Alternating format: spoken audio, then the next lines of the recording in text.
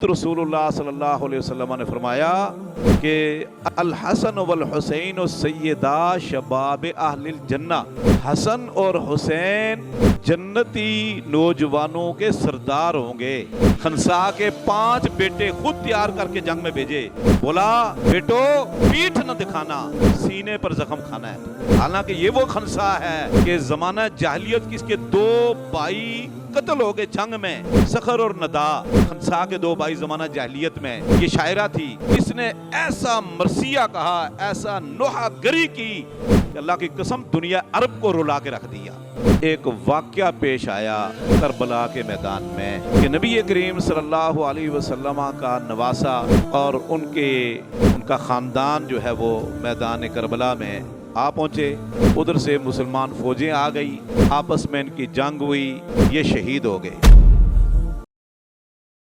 اما بعد فإن خير الحديث كتاب الله وخير الهدي هدي محمد صلى الله عليه وسلم وشر الأمور محدثاتها وكل محدثة بدعة وكل بدعة ضلالة وكل ضلالة في النار۔ اللهم صل على محمد وعلى آل محمد كما صليت على إبراهيم وعلى آل إبراهيم إنك حميد مجيد۔ اللهم بارك على محمد وعلى آل محمد كما باركت على إبراهيم وعلى آل إبراهيم إنك حميد مجيد۔ أما بعد فأعوذ بالله السميع العليم من الشيطان الرجيم۔ إن عدة الشهور عند الله 12 شهرا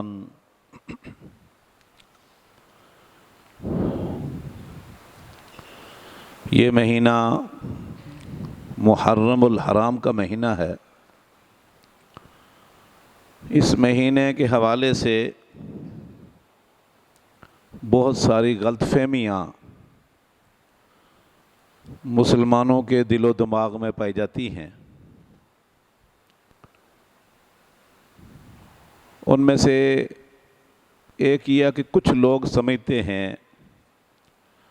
کہ شاید جو محرم کے فضائل بیان ہوئے ہیں احادیث میں، ان کا تعلق واقعہ کربلا سے ہے، اور بہت ساری باتیں ایسی منسوب ہیں جس کا کوئی حقیقت نہیں ہے، کوئی اصل بنیاد نہیں ہے۔ یہ دن اور مہینے اور سال اللہ رب العزت نے اس وقت بنائے تھے جب زمین و آسمان پیدا ہوئے، اور اس کا تذکرہ قرآن کریم میں اللہ نے کئی جگہ پر فرمایا ہے۔ 12 مہینے ہیں اور ان میں سے 4 حرمت والے مہینے ہیں۔ ان میں سے ایک محرم ہے، یہ بھی حرمت والا مہینہ ہے۔ اس میں لڑائی کرنا، جنگ و جدل کرنا، فتنہ فساد کرنا، اس کی عام مہینوں سے بھی حرمت بڑھ جاتی ہے، اور یہ اسلامی تاریخ کا پہلا مہینہ ہے۔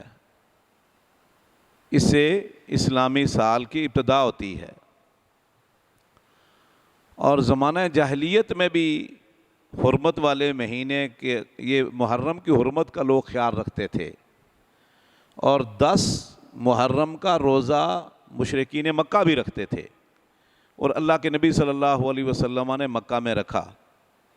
مدینہ میں آئے، رمضان کے روزے سن 2 ہجری میں فرض ہوئے، تو اللہ کے نبی صلی اللہ علیہ وسلم نے 10 محرم عاشوراء کے روزے کی فرضیت کو ختم کر دیا۔ البتہ نفلی طور پر آپ رکھتے رہے۔ پھر اس مہینے کو اللہ کے نبی صلی اللہ علیہ وسلم نے شہر اللہ المحرم قرار دیا ہے۔ بالکل صحیح حدیث ہے کہ یہ محرم کا مہینہ یہ اللہ کا مہینہ ہے، اگرچہ سارے مہینے اللہ کے ہیں، لیکن اس کا احترام زیادہ ہے، جیسا کہ سارے گھر اللہ کے ہیں لیکن بیت اللہ یا مسجدیں یہ اللہ کے گھر ہیں، ان کی عزت احترام عام جگہوں سے زیادہ ہے۔ اسی طرح ناک کا تلہ ہے، صالح علیہ السلام کو جو اللہ نے اونٹنی دی تھی معجزے کے طور پر، اس کو اللہ نے فرمایا ناک کا تلہ وسقیاہا، تو عام اونٹنیوں سے اس کی عزت احترام تقدس زیادہ ہے۔ تو اس طرح محرم کا بھی تقدس احترام عام معنوں سے زیادہ ہے۔ اور اسی طرح پھر اس مہینے میں ایک روزہ ہے، نبی کریم صلی اللہ علیہ وسلم جب مدینہ تشریف لائے تو یہودی بھی 10 محرم کو روزہ رکھتے تھے۔ آپ نے پوچھا بھائی کیوں روزہ رکھتے ہو؟ تو انہوں نے کہا کہ 10 محرم کو اللہ رب العزت نے فرعون کو غرق کیا تھا، اور موسیٰ علیہ السلام کو اللہ نے اس ظالم کے ظلم سے نجات دی تھی، آزادی نصیب ہوئی تھی۔ تو اس آزادی کے جیسی نعمت کے شکرانے پر موسیٰ علیہ السلام اپنی زندگی میں 10 محرم کا روزہ رکھا کرتے تھے، عاشوراء کا۔ تو آپ صلی اللہ علیہ وسلم نے فرمایا نحن احق بموسیٰ منکم، بھئی موسیٰ تو ہمارے تھے، وہ تو اللہ کے نبی تھے، تم تو موسیٰ علیہ السلام کا دین چھوڑ چکے ہو، اپنی مرضی چلا رہے ہو، لہٰذا ہم موسیٰ کے حقدار ہیں، ہم بھی عاشوراء کو روزہ رکھیں گے۔ تو آپ نے روزہ رکھا، صام و امر بالصیام، ہی صحیح بخاری کے لفظ ہیں، آپ نے 10 محرم کا روزہ رکھا اور روزہ رکھنے کا حکم دیا، اور فرمایا کہ اللہ رب العزت اس روزے کی وجہ سے 1 سال کے گناہ معاف فرمائے گا۔ البتہ صحابہ کرام نے فرمایا اللہ کے رسول یہودی بھی 10 محرم کو روزہ رکھتے ہیں، تو یہ تو ان کی مشابہت ہو گئی، اور آپ نے یہودیوں کی مخالفت کا حکم دیا ہے۔ تو آپ نے فرمایا اگلے سال لَإِنْ عِشْتُ لَأَصُومَنَّ التَّاسِعَ، اگر میں اگلے سال زندہ رہا تو 9 کا رکھوں گا۔ اس پر کچھ لوگ کہتے ہیں 9 اور 10 کا ہے، کچھ کہتے ہیں 9 کا ہے۔ تو بہرحال فضیلت روزے کی ثابت ہو گئی، اور اس مہینے کی فضیلت بھی ثابت ہو گئی کہ اللہ رب العزت نے موسیٰ علیہ السلام کو 10 محرم کو نجات دی تھی۔ پھر یہی سلسلہ نبی کریم صلی اللہ علیہ وسلم کی زندگی میں چلتا رہا، حتیٰ کہ سن 60 یا 61 ہجری میں ایک واقعہ پیش آیا کربلا کے میدان میں کہ نبی کریم صلی اللہ علیہ وسلم کا نواسہ اور ان کا خاندان جو ہے وہ میدان کربلا میں آ پہنچے۔ ادھر سے مسلمان فوجیں آ گئیں، آپس میں ان کی جنگ ہوئی، یہ شہید ہو گئے۔ تاریخ ہر چیز رقم کرتی ہے، کچھ لوگ چھپا لیتے ہیں، لیکن تاریخ میں بات چھپ نہیں سکتی۔ اگرچہ مورخین لکھنے والے رتب و یابس سب کچھ لکھ جاتے ہیں، لیکن حقائق اپنی جگہ موجود رہتے ہیں۔ اب یہ واقعہ ہوا، اس کا محرم کی عظمت اور فضیلت سے کوئی تعلق نہیں ہے، نہ ہی حرمت کے ساتھ نہ ہی حلت کے ساتھ، کہ جی اس مہینے میں یہ جو اس کی فضیلت ہے یہ اس وجہ سے ہوئی، اور اس میں شادی نہیں کرنی چاہیے، فلاں خوشی نہیں بنانی چاہیے، یہ ساری باتیں بے اصل ہیں، اس کی کوئی بنیاد اور حقیقت نہیں ہے، بوگس ہیں۔ اب نبی کریم صلی اللہ علیہ وسلم کے دونوں نواسے حسن اور حسین کی فضیلت اپنی جگہ پر ہے، ان کا مقام و مرتبہ بہت عظیم ہے۔ خود رسول اللہ صلی اللہ علیہ وسلم نے فرمایا کہ الحسن والحسین سیدا شباب اہل الجنہ، حسن اور حسین جنتی نوجوانوں کے سردار ہوں گے، جنت میں جائیں گے، پکا یہ فیصلہ ہے اللہ کا، اور جنتی نوجوانوں کے سردار ہوں گے، اس میں کوئی شک نہیں ان کے جنتی ہونے میں۔ اور جنتی سردار ہونے میں۔ یہ اللہ کے نبی صلی اللہ علیہ وسلم کے لفظ ہیں، آپ کا ہر لفظ وحی کے مطابق ہوتا تھا۔ عبداللہ بن عمر رضی اللہ تعالیٰ عنہ سے حج کے دوران کوفہ سے آئے ہوئے، شام سے آئے ہوئے لوگوں نے ایک مسئلہ پوچھا کہ اگر احرام کی حالت میں، جب حج عمرے کا کسی نے احرام باندھا ہو تو احرام کی حالت میں آپ کو پتہ ہے بال نوچنا، ناخن کاٹنا، شکار کرنا حرام ہے نا، پابندی ہے۔ تو بولا اگر کوئی محرم حالت احرام میں اس سے مکھی یا مچھر مر جائے تو اس کا کیا فدیہ ہے، کیا کفارہ ہے؟ تو عبداللہ بن عمر رضی اللہ عنہ فرمانے لگے، اور بدبختو، کوفہ والو، تم نے نواسہ رسول کو شہید کر دیا، اس وقت مسئلہ نہ پوچھا، اور مکھی اور مچھر کی تمہیں پریشانی لگی ہوئی ہے۔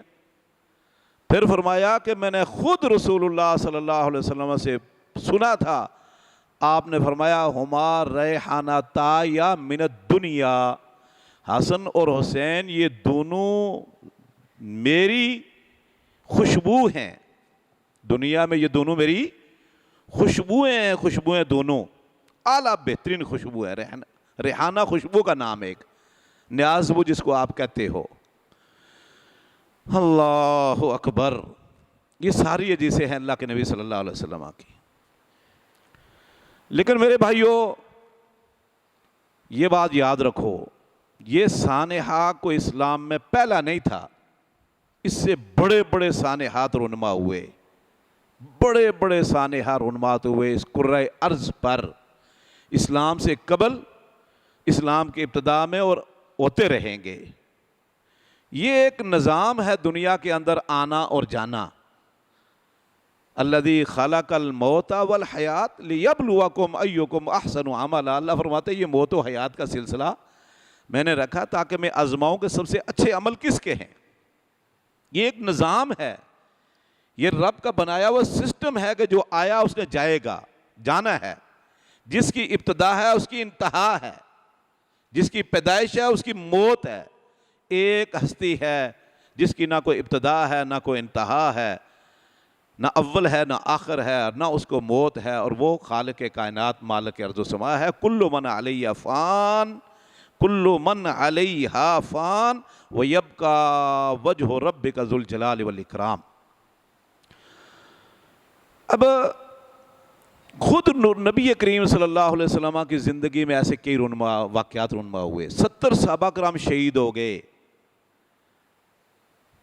مشرکین کے بعض قبائل نے دھوکہ دیا اور وہ کہنے لگے ہمارے ملک میں، ہمارے علاقوں میں اسلام پھیل رہا ہے، آپ قاری بھیجو۔ اللہ کے نبی صلی اللہ علیہ وسلم نے 70 قاری بھیجے، قراء چنے ہوئے، اور انہوں نے، یہ ظالموں نے، ان 70 قراء جو دعوت کے لیے بھیجے تھے، تبلیغ کے لیے، قرآن سکھانے کے لیے، راستے میں غداری کر کے شہید کر دیا۔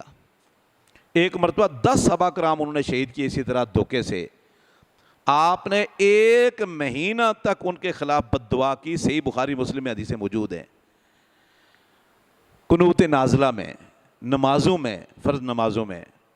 اور اسی طرح 70 صحابہ کرام شہید ہو گئے غزوہ احد میں، جن میں نبی کریم صلی اللہ علیہ وسلم کا چچا حمزہ بھی شہید ہو گیا، اور اس کا دکھ اللہ کے نبی صلی اللہ علیہ وسلم کو رہا۔ پھر اس کے بعد امیر المومنین عمر خطاب رضی اللہ تعالیٰ عنہ مظلومانہ شہید ہو گئے۔ عثمان غنی مسلمانوں کا عظیم خلیفہ، وہ مسلمانوں کے ہاتھوں، جو مسلمان کہلاتے تھے خارجی، ان کے ہاتھوں شہید ہو گئے۔ خلیفہ تھے، عام آدمی نہیں تھا۔ اس کے بعد بھی اس طرح کے واقعات رونما ہوتے رہے، اللہ کے رسول صلی اللہ علیہ وسلم سے پہلے، آپ کی زندگی میں، آپ کے بعد۔ کیا اللہ اور اس کے رسول نے ہمیں تعلیم دی ہے کہ کسی کے پیدا ہونے پر، کسی کے موت ہونے پر یہ کچھ کریں جو کچھ آج ہو رہا ہے؟ بالکل نہیں، بلکہ اس کے معاملہ بالکل برعکس ہے۔ حتیٰ کہ میں آپ کو بتاؤں، امام بیہقی نے سنن الکبریٰ میں یہ حدیث نقل کی ہے اور علامہ البانی رحمۃ اللہ علیہ نے صحیح الجامع صغیر میں اور سلسلۃ الاحادیث الصحیحہ میں کہ ام سلمہ رضی اللہ تعالیٰ عنہ فرماتی ہیں اللہ کے نبی صلی اللہ علیہ وسلم میرے گھر میں سوئے، گھبرا کر اٹھے، پھر سو گئے، پھر گھبرا کر اٹھے، پھر سو گئے، پھر آپ گھبرا کر اٹھے۔ میں نے پوچھا کہ میرے ماں باپ آپ پر قربان ہو جائیں، کیا ماجرا ہے، بار بار جاگ رہے ہیں، بار بار سو رہے ہیں، گھبرایا آپ گھبرا کر جاگتے ہیں؟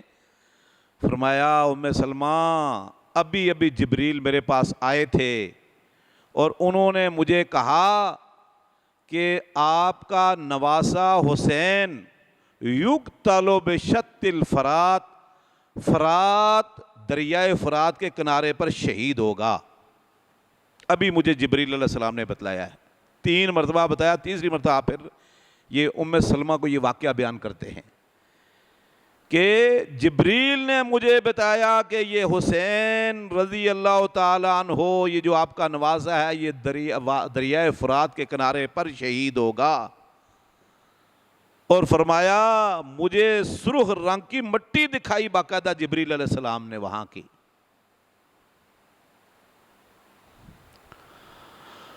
اللہ اکبر، شہادت کی بات، پھر جبریل علیہ السلام نے مٹی دکھائی، پکی بات ہے کہ شہید ہوگا۔ یہ پیشن گوئی اللہ کے نبی صلی اللہ علیہ وسلم نے اپنی زندگی میں کر دی تھی۔ صحابہ کرام کو سب کو پتا تھا، سب کو پتا تھا، لیکن کیا اللہ کے نبی صلی اللہ علیہ وسلم نے فرمایا، بتایا یا ان کو ہدایت دی کہ میرا نواسہ شہید ہوگا تو ابھی سے احتجاج شروع کر دو، نوحہ گری آہو بکا شروع کر دو، یا میرے بعد تم نے یہ کام کرنا ہے؟ خود زندگی میں آپ نے یہ پیشن گوئی دے دی تھی، خبر دے دی تھی کہ یہ شہید ہوں گے۔ بالکل صحیح حدیث ہے یہ اللہ کے نبی صلی اللہ علیہ وسلم، اور آخر شہید ہوئے، اسی جگہ شہید ہوئے جو جبریل علیہ السلام نے اللہ کے نبی صلی اللہ علیہ وسلم کو بتایا تھا۔ میرے بھائیو یاد رکھو، اسلام کتاب و سنت کا نام ہے، اپنی مرضی، خود ساختہ نظریات اور افکار کا نام اسلام نہیں ہے۔ جو اللہ اور اس کے رسول نے ہمیں دے دیا وہ اسلام ہے۔ پھر اس چیز کو بنیاد بنا کر ایک سیاسی ایشو بنانا، خود اہل تشیع کی کتابوں میں لکھا ہوا ہے کہ یہ تعزیہ اور یہ نکلتا ہے، جلوس نکلتے ہیں، یہ صرف بنو امیہ کی دور حکومت میں بطور احتجاج شروع ہوا تھا، احتجاج کے طور پر کرتے تھے وہ، لیکن یہ مذہبی اور دینی ایک عبادت بنا لی انہوں نے، پھر اس کے فضائل بیان کرنا شروع کر دیے۔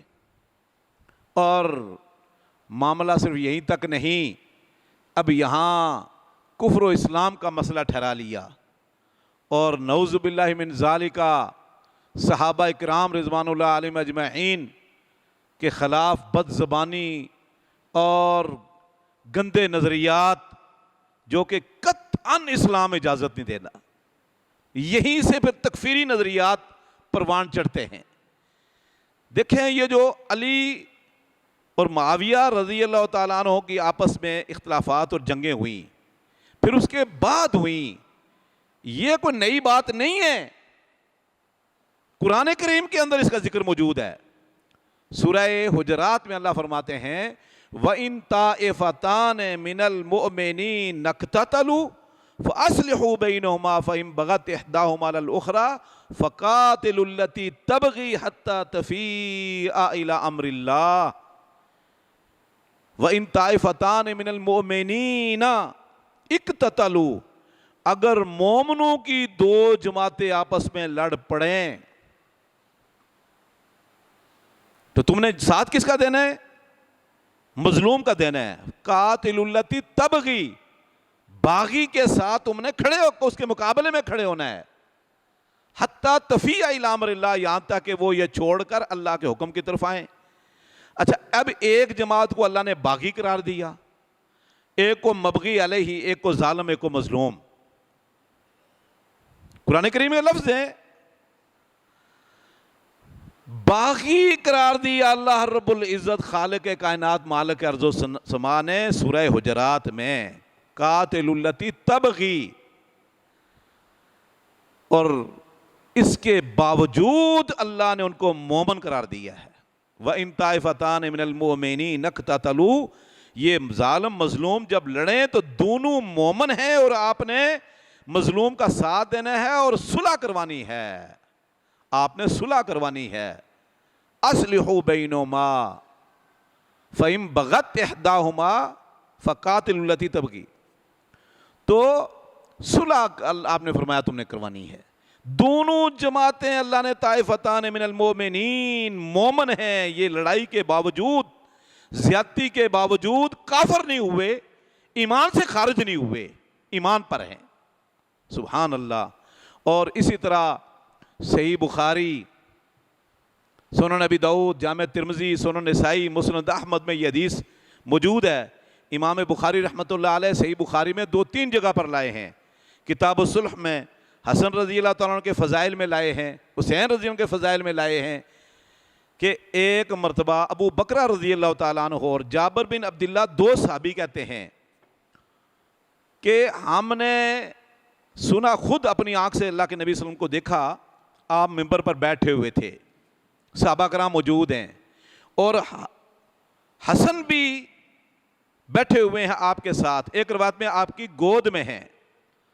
آپ کبھی صحابہ کرام کی طرف دیکھتے، کبھی اس کی طرف دیکھتے، سر پہ ہاتھ پھیرا، چوما، پھر فرمایا ان ابنی ھذا سید، یہ میرا بیٹا سردار ہے، لعل اللہ ان یصلح بہ بین طائفتین عظیمتین من المسلمین، مجھے اللہ سے امید ہے کہ اللہ اس میرے بیٹے حسن کی وجہ سے، اس کے ذریعے مسلمانوں کی 2 عظیم جماعتوں میں صلح کروائے گا۔ لفظ کہاں ہے؟ صحیح بخاری، ابو داؤد، ترمذی، سنن نسائی، ابن اور مسند احمد کے اندر بالکل صحیح سند کے ساتھ، میرا یہ بیٹا سید ہے، سردار ہے، اور اللہ اس کے ذریعے مسلمانوں کی 2 عظیم جماعتوں میں صلح کروائے گا۔ لڑیں گے تو صلح ہوگی نا، اور لڑے، دونوں لڑائی کے باوجود فئتین طائفتین عظیمتین، دونوں عظیم، اور دونوں مسلمان، کافر ایک بھی نہیں ہوا۔ اور پھر چشم فلک نے دیکھا کہ حسن رضی اللہ تعالیٰ عنہ نے امیر معاویہ رضی اللہ تعالیٰ عنہ سے صلح کر لی، اور مسلمان ایک ہو گئے۔ لڑانے والے سبائی اور خارجی ناکام و نامراد ہو گئے، ان کی امیدوں پر پانی پھر گیا۔ آخر انتقام لیا انہوں نے حسن رضی اللہ تعالیٰ عنہ سے، ان کو زہر دے کر ان کو بھی شہید کر دیا۔ کیا حسن رضی اللہ تعالیٰ عنہ کی شہادت کوئی کم ہے؟ کیا ان کی فضیلت نہیں ہے؟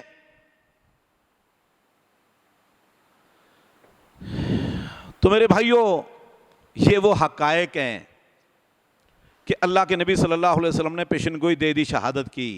یہ ساری خبریں آپ نے دی ہیں جو میں نے پڑھی ہیں کتب حدیث میں، کوئی غبار نہیں، بلکہ امام بہقی نے سنن کبریٰ میں ایک روایت نقل کی ہے۔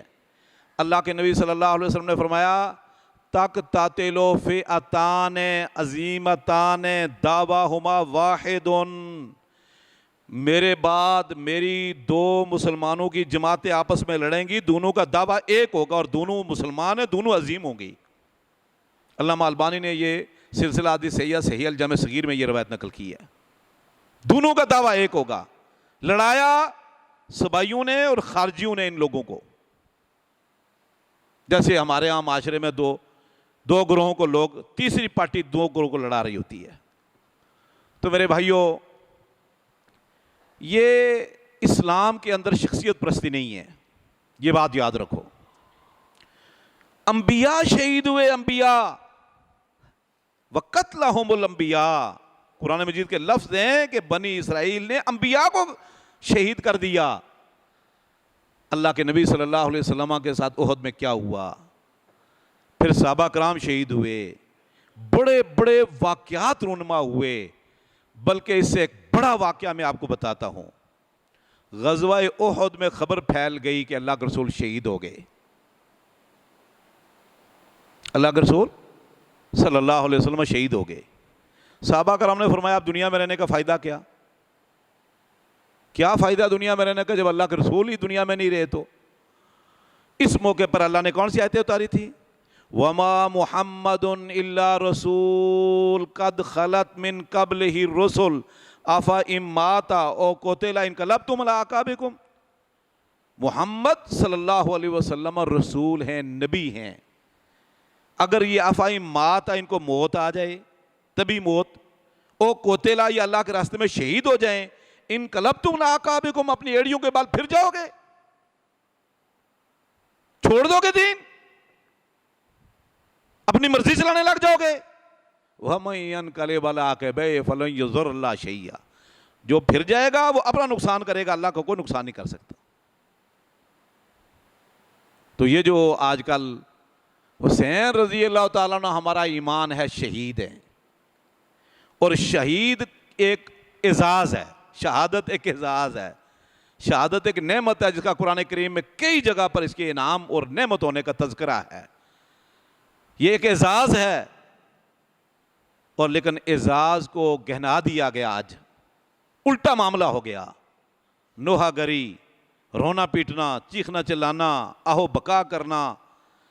بھائی جان، انڈیا میں ہندو مرتے ہیں نا، آپ دیکھا کرو، ہندو فوجی مرتا ہے، اس کی لاش پر کیا کچھ ہو رہا ہوتا ہے۔ اس کے مقابلے میں پاکستان میں پاکستانی فوجی شہید ہوتا ہے یا کوئی مجاہد شہید ہوتا ہے، اس کی ماں آ کر سلام کرتی ہے اور دوسرا بیٹا پیش کرتی ہے۔ یہ اسلام نے ہمیں سکھایا ہے۔ خنسا کے 5 بیٹے خود تیار کر کے جنگ میں بھیجے، بولا بیٹو پیٹھ نہ دکھانا، سینے پر زخم کھانا ہے تم نے۔ حالانکہ یہ وہ خنسا ہے کہ زمانہ جاہلیت کی اس کے 2 بھائی قتل ہو گئے جنگ میں، سخر اور ندا، خنسا کے 2 بھائی زمانہ جاہلیت میں۔ یہ شاعرہ تھی، اس نے ایسا مرثیہ کہا، ایسا نوحہ گری کی کہ اللہ کی قسم دنیا عرب کو رلا کے رکھ دیا۔ آپ پڑھو تو صحیح اس کے قصیدے، جو یہ اس میں حماسہ کے اندر موجود ہے۔